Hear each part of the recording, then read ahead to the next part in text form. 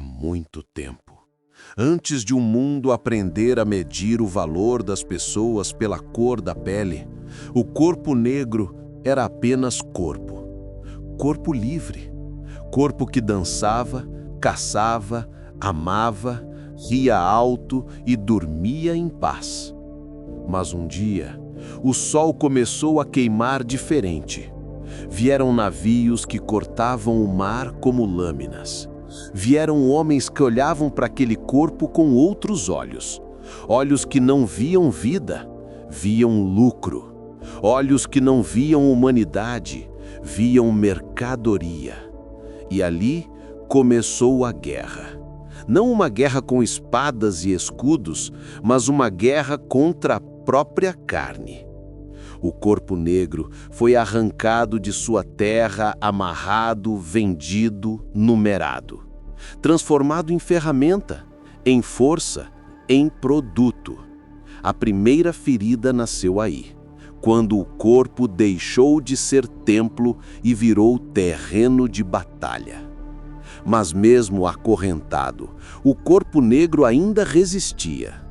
Porque enquanto os açoites marcavam a pele, a alma continuava gritando: "Eu sou". E esse grito atravessou séculos. Ele se escondeu nos tambores proibidos, nos cantos de dor que pareciam canções, nos movimentos de quem dançava para esquecer que estava sendo vigiado. O corpo negro era chicoteado, mas também era ritmo. Era punido, mas também era poder. Era silenciado, mas também era tambor. E foi assim que, mesmo ferido, o corpo resistiu. Porque cada cicatriz virou símbolo. Cada marca virou mapa. E cada gota de suor derramada no campo, nas minas, nas ruas, era uma forma silenciosa de dizer: "Eu ainda estou aqui". A escravidão acabou, pelo menos no papel, mas o corpo negro continuou preso, agora por outros grilhões. Grilhões invisíveis, feitos de medo, de desconfiança e de silêncio. Libertos, mas não livres. Podiam andar nas ruas, mas sempre sob o olhar de alguém. Um olhar que dizia sem dizer: "Você não pertence aqui". O corpo negro passou a ser observado como ameaça. Se corre, é suspeito. Se fala alto, é agressivo. Se ri demais, é desrespeitoso. Se existe, incomoda. E o mundo construiu um espelho que nunca refletia a verdade. Um espelho que mostrava o negro como perigo, como objeto, como fetiche.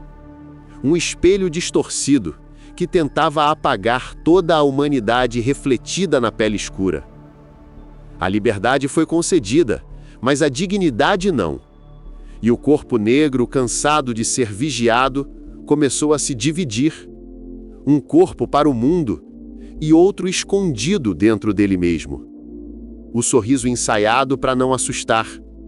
A postura contida para não ser mal interpretado. A roupa escolhida com cuidado, porque não pode parecer perigoso.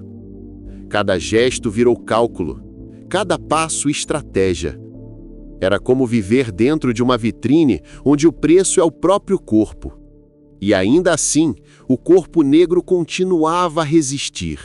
Nos palcos, nas igrejas, nas ruas, nos esportes, transformando a vigilância em performance, transformando o medo em força, transformando o peso do olhar em presença.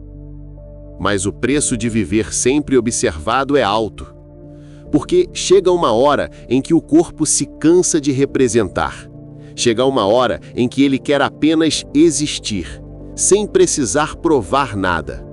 E é nesse momento que nasce uma nova ferida, a de não saber mais onde termina o disfarce e onde começa o verdadeiro eu. É estranho. Como o mesmo corpo que o mundo teme, é o corpo que o mundo também deseja. O corpo negro sempre foi cercado de contradições. Usado, explorado, admirado, mas nunca respeitado.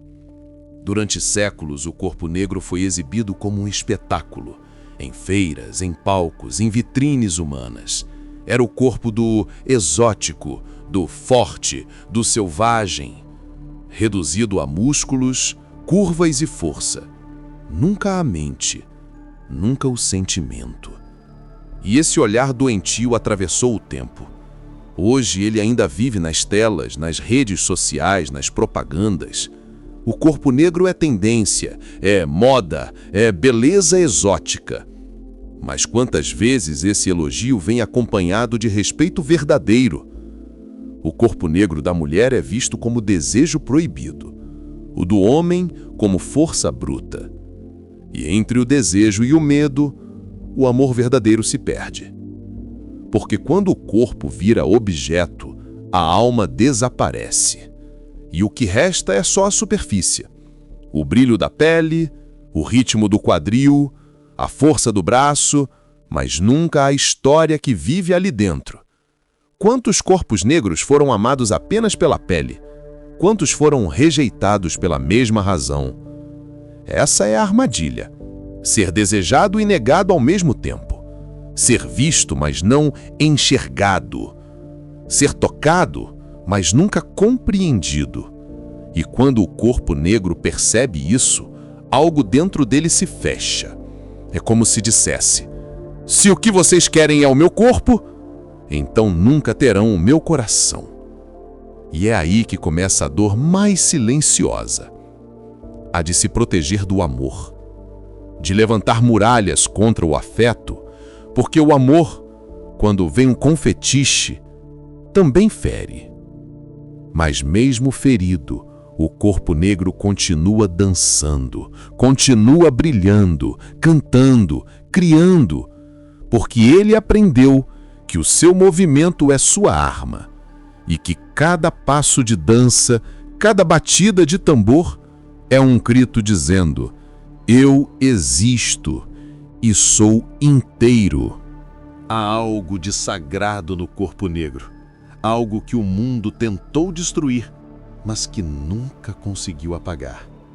Porque esse corpo carrega memória, carrega ancestralidade, carrega a história de quem foi açoitado e ainda assim dançou, de quem foi acorrentado e ainda assim sonhou. Cada cicatriz virou um mapa, cada marca virou lembrança e cada movimento de dança, de luta, de amor é uma declaração de que ainda estamos aqui. O corpo negro resiste quando pisa firme, quando sorri mesmo cansado, quando canta, ora, corre, cria, quando abraça o outro e diz: tamo junto. Essa é a forma mais pura de resistência, existir com alegria num mundo que quis te ver quebrado. E o mais bonito é que o corpo negro aprendeu a transformar dor em arte. Transformou o choro em ritmo, a raiva em poesia, a luta em cultura. É por isso que o samba existe, é por isso que o hip hop nasceu, é por isso que o cabelo crespo virou coroa e não vergonha. O corpo negro aprendeu a se amar em público, mesmo quando o mundo dizia que não devia. E isso é revolução. Ser negro e andar de cabeça erguida é desafiar séculos de apagamento. É dizer: o meu corpo não é campo de batalha, é templo. É olhar no espelho e reconhecer ali não o que a história contou, mas o que os ancestrais deixaram de herança: a força, a beleza, o poder, o dom da criação. E talvez seja isso que mais incomoda o sistema: ver que mesmo ferido, o corpo negro floresce. Mesmo cansado, ele cria. Mesmo vigiado, ele brilha. Mesmo oprimido, ele dança. Porque o corpo negro nunca foi só carne. É tambor, é raiz, é fogo antigo. E cada passo dado é um eco de todos que vieram antes, sussurrando: Você é a continuação do que nunca pôde ser apagado. Talvez a maior revolução do corpo negro não seja lutar, mas poder finalmente descansar. Descansar da necessidade de se provar, de se justificar, de se defender o tempo todo. Porque o futuro do corpo negro não é mais a guerra, é o reencontro. Um reencontro com a própria pele, com a própria história, com o prazer de existir sem pedir desculpa. O corpo negro do futuro é o corpo que se abraça sem culpa, que se ama sem comparação, que dança porque quer e não porque precisa resistir. Um corpo que não é símbolo de dor, mas de plenitude. Um corpo que não precisa ser forte o tempo todo, porque finalmente pode ser vulnerável. E isso também é liberdade. O corpo negro do futuro é o corpo da criança, que não tem medo de ser quem é, que olha para o próprio cabelo e diz, que lindo, que desenha pessoas com a sua cor e chama de normal. É o corpo do jovem que se reconhece bonito sem precisar de validação. É a mulher negra que veste o que quiser e o homem negro que chora sem ser visto como fraco. Esse corpo é o resultado de gerações que lutaram para que ele pudesse respirar em paz. E a nossa responsabilidade continuar esse trabalho, para que o corpo negro, um dia, seja visto pelo que sempre foi, sagrado, completo, humano. Não precisamos mais escolher entre resistir e existir. Podemos, enfim, viver, com todas as cores, formas e ritmos que somos. Porque o corpo negro nunca foi só o campo de batalha. Ele também é a vitória. E essa vitória está em cada sorriso, em cada passo dado com firmeza, em cada gesto de amor entre nós. O corpo negro é o começo e o recomeço. É raiz e é fruto. É ferida e é cura.